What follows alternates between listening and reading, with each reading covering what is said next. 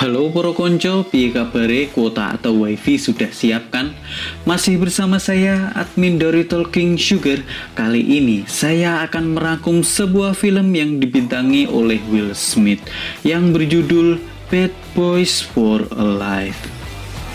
Saya sangat suka sekali dengan aktor ini karena aksinya yang lumayan sangar, apalagi film ini merupakan seri yang ketiga. Oke, dengan tidak berlama-lama lagi, siapkan air putih, cuci muka kalian, dan mari kita simak alur ceritanya. Sikat.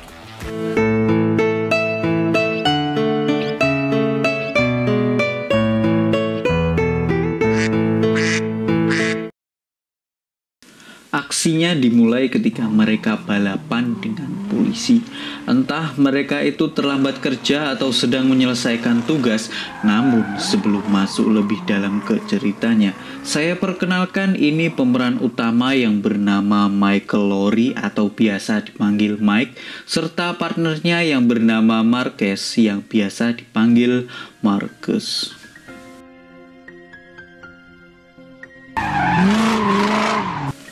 Perlu kalian ketahui, mereka berdua ini adalah anggota eksekutif kepolisian Miami yang berpangkat sebagai detektif dan telah menyelesaikan banyak sekali kasus. Karena hal itu mereka dikenal sebagai bad boys.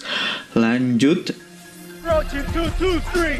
Mereka kebut-kebutan dengan mobil berwarna biru yang ada lambang kuda di depannya. Saya kira mereka sedang mengejar sesuatu, entah itu penjahat atau bandar narkoba. Tapi ternyata mereka pergi ke rumah sakit dengan terburu-buru karena anaknya Marcus sedang melahirkan anak pertamanya. Dan ketika Marcus tiba, ia kaget karena sekarang ia telah resmi menjadi seorang kakek. Dan hal itu membuatnya sangat-sangat bahagia. Dan film pun belum tamat. Still need to make an honest woman out of my baby girl. Kita berpindah tempat, tepatnya di sebuah penjara tingkat atas yang berada di Meksiko. Terlihat salah seorang tahanan wanita entah sedang berdoa atau komat-kamit membacakan mantra yang pastinya membuat penjaga yang ada di dekatnya merasa seperti terkena guna-guna dan akhirnya menjadi lemas. Saat penjaga itu mulai terasa pusing, tiba-tiba tahanan itu langsung menusuk penjaga dengan diikuti tahanan lainnya hingga menyebabkan ia hampir tewas. Karena hal itu, seketika penjaga yang lain datang untuk membantunya. Saya rasa mereka sedikit terlambat karena penjaga wanita tadi sampai kehilangan banyak sekali darah. Kemudian mereka pun memanggilkan ambulans. Sesaat setelah sang sipir dibawa ambulans untuk menuju ke rumah sakit terdekat, salah satu penjaga memiliki firasat merasa ada yang aneh. Dan saat ia mencoba melihat mesin cuci yang berputar, ia kaget karena banyak sekali darah yang bercampur air. Dan ketika ia membukanya, ternyata itu adalah penjaga yang seharusnya dilarikan ke rumah sakit. Sedangkan orang yang dibawa oleh ambulans tadi adalah tahanan yang menusuknya. Dan saat di tengah jalan, ambulans tersebut berhenti karena ada mobil terbalik di depannya. Tiba-tiba ambulans tersebut disergap dan semua petugas dibantai oleh laki-laki muda serta ia menyelamatkan tahanan wanita itu. Seketika tahanan wanita itu menjadi terbebas dari penjara. Setelah itu mereka pun pergi ke kota Meksiko. Dan perkenalkan antagonis utama kita yaitu Isabella Aretas dan laki-laki muda yang bernama Armando. Yang saya kira mereka berdua tadi pacaran, namun nyatanya mereka adalah ibu dan anak. Aduh, kayak gak ada bedanya ya. Sedikit penjelasan bahwa Isabel Aretas ini adalah istri dari Beniggi Aretas, seorang gebong narkoba yang sangat terkenal di Meksiko yang sudah ditembak mati oleh Mike yang dulunya pernah menangani kasus ini. Dan Isabel dijatuhi hukuman yang cukup lama. Karena hal itu, Isabel pun menjadi dendam kesumat terhadap Mike beserta orang yang terkait dalam kasusnya. Lanjut. Kemudian Isabel memecahkan vas yang berisi abu dan lokasi harta warisan suaminya beserta nama-nama orang yang pernah menghancurkan keluarga mereka. Isabel sedikit menceritakan masa lalunya dan Armando sedikit kesal dan marah mendengar hal itu. Isabel pun mengutus anaknya untuk membunuh mereka semua yang terlibat, termasuk Michael Loreng yang wajib untuk dilenyapkan. Lalu beberapa bulan kemudian, malam pun tiba. Setelah mereka menemukan harta warisan bernilai jutaan dolar tepat di lokasi yang sesuai dengan peta peninggalan ayahnya dengan bantuan dari seseorang. Alangkah kagetnya karena banyak sekali uang dolar yang disimpan di bawah laut oleh almarhum ayahnya Armando. Karena melihat harta yang banyak sekali, tak disangka orang yang disewa Armando untuk mengambil harta berbalik mengkhianati Armando dengan dalih ingin menguasai seluruh harta yang ditemukan. Namun mereka tidak tahu bahwa Armando memiliki jiwa psikopat yang tak tahu malu dan tak takut dengan apapun. Dengan tak bisa dilihat dengan mata telanjang, ia menghabisi orang itu beserta hampir seluruh anak buahnya, serta menyisakan beberapa biji saja. Dan karena kejadian itu, anak buah yang tersisa sangat takut sekali dengan Armando. Tetapi apa yang terjadi di luar akal pikiran. Armando menawarkan agar sisa anak buahnya untuk bekerja kepadanya, serta nanti jika mereka bekerja dengannya, biaya BPJS serta pajak akan dilunasi serta akan dijamin ekonominya. Mendengar tawaran itu dan juga karena kepepet, mereka semua pun menerima pekerjaan yang diberikan oleh Armando. Dan sekarang Armando tidak hanya memiliki uang yang sangat banyak sekali, tapi juga memiliki markas yang baru dan juga anak buah yang baru. Setidaknya itulah yang dikatakan Armando kepadanya. Dan mendengar hal itu, ibunya pun langsung bangga kepadanya. Tak jauh dari tempat itu, para anggota kepolisian sedang berpesta merayakan kelahiran cucu Marcus.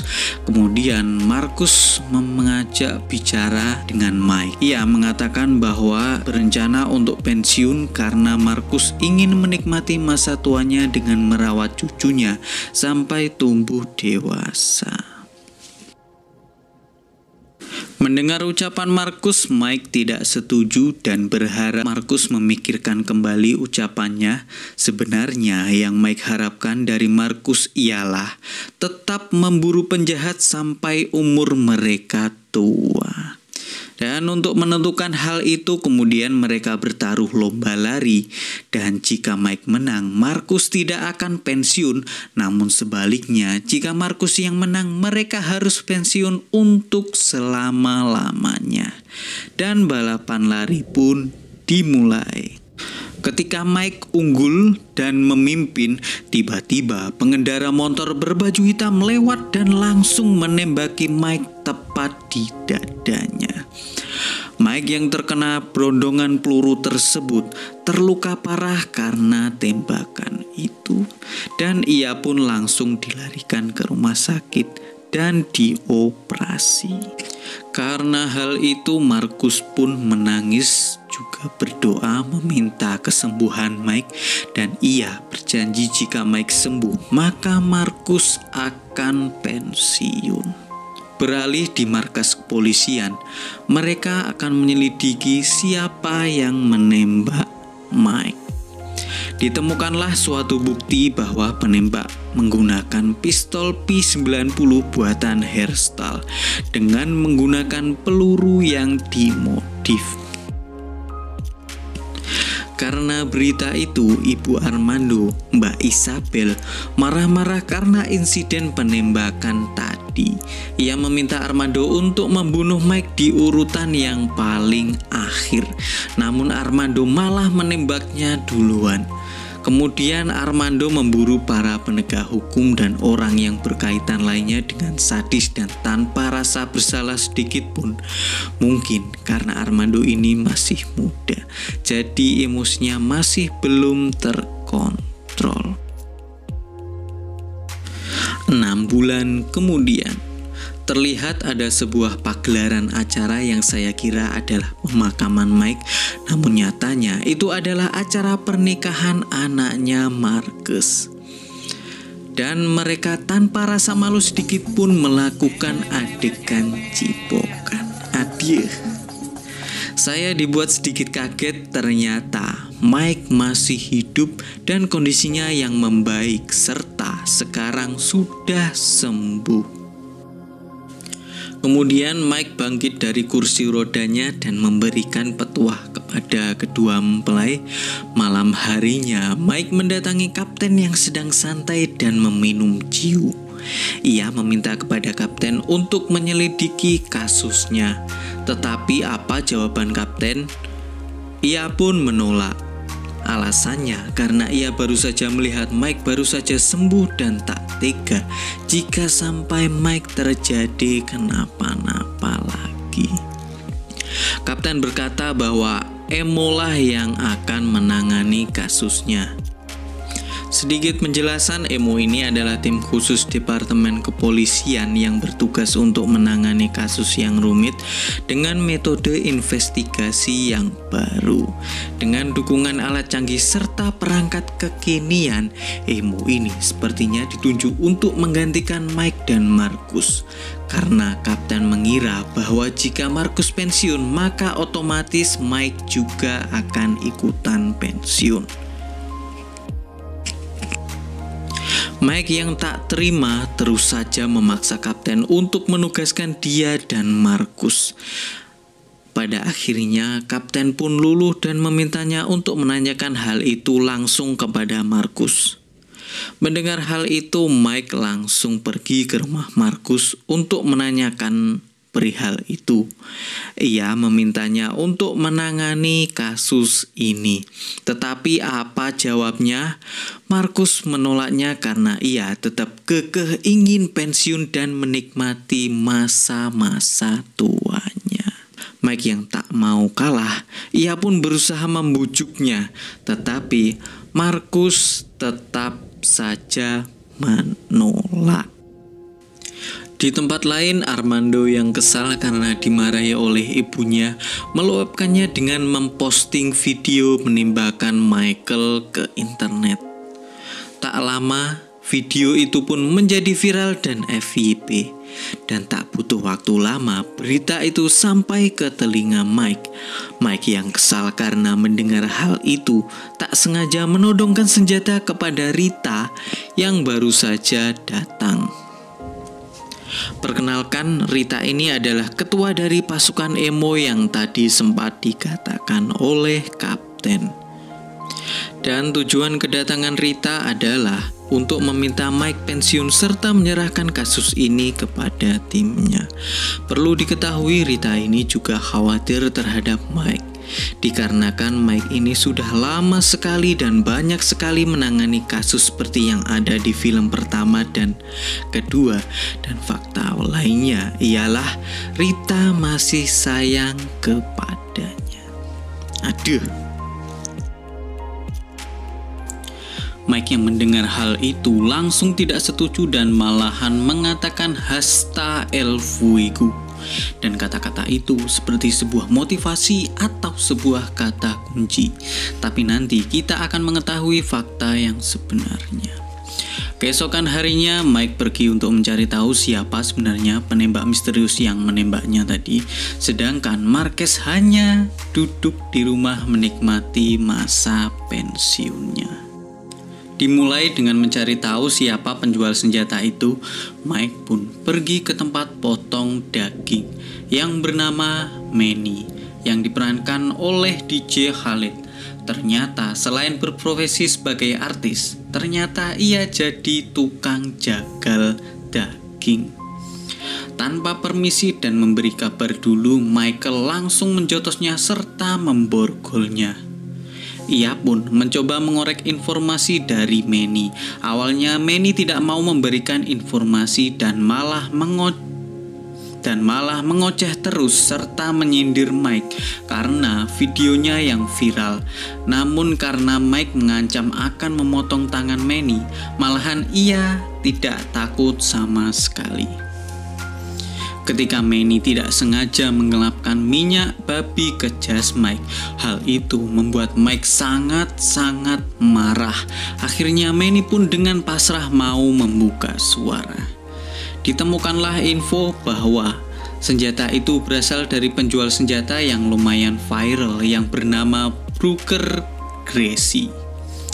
Kemudian Mike pun ganti baju karena jasnya sudah dilapkan oleh minyak babi tadi dan langsung pergi ke tempat Kapten Howard untuk memberikan informasi mengenai penjual senjata yang digunakan untuk menembak dirinya. Awalnya Kapten merasa agak sedikit marah karena Mike bertindak gegabah. Lalu Mike dengan agak memaksa berusaha meyakinkan sang kapten untuk ikut menyelidiki kasusnya.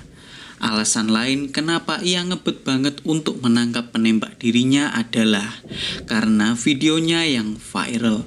Yang sebelumnya ia dijuluki orang yang tak pernah tertembak atau biasa disebut Invisible Man. Namun faktanya itu semua dapat dipatahkan dengan video yang viral. Hal itu membuatnya malu serta sangat marah sekali.